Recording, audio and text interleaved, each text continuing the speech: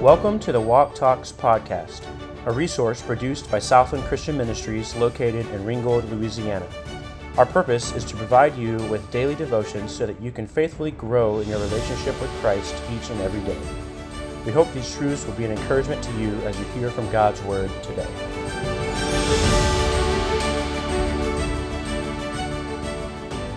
Good morning, and welcome to Walk Talks. This is Jason Dennis from Southland Christian Camp. Today we are continuing our series looking at Psalm 27, a psalm of David. Let's jump right in and read verses 11 and 12. Teach me thy way, O Lord, and lead me in a plain path, because of mine enemies. Deliver me not over unto the will of mine enemies, for false witnesses are risen up against me, and such as breathe out cruelty. Last time we were looking at how David was desperate and asking God to not hide from him, but then acknowledging and praising God for his help and salvation. Here we see that David has moved on in his prayer and has a couple of specific prayer requests. Verse 11 starts out with David asking God to teach him and to lead him. He says, "Teach me thy way, O Lord, and lead me in a plain path." It is important to note here that David is not asking God to teach him David's way or path, but for God to teach him God's way and for God to lead him. What we are trying to recognize is that David wanted God's will for his life. It is not always easy, but it will be the best thing for us to recognize that God's ways are better than our ways. As this verse wraps up, it says, "Lead me in a plain path because of mine enemies." David uses this phrase, plain path, almost as a contrast to his enemies. The idea of plain carries with it the idea of honesty. I'm not entirely sure what David is fully saying here, but we know that his and our enemies will want to find every aspect of our lives that is not completely honest and attack us on that front and claim that our reputation is tarnished because of some little discrepancy or whatnot. All that to say that honesty and integrity are important to our pursuit of following God's plain path for our lives.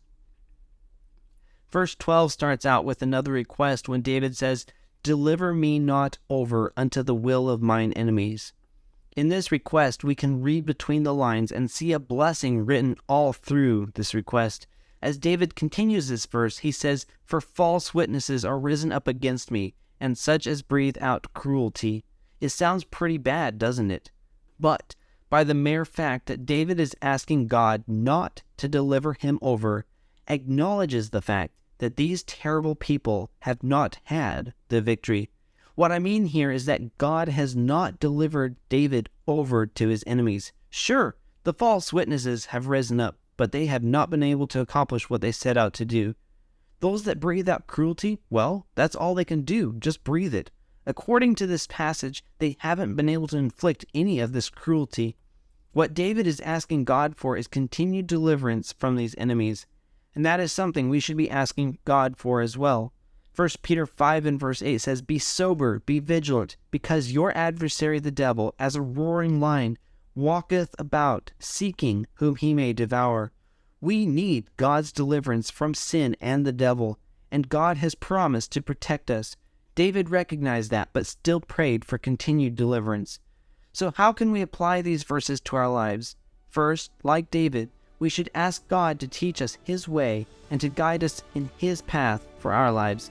Second, we need to be faithful in asking God to help us not to give into temptation and for His deliverance from sin in our lives. May we ever live to please the Lord.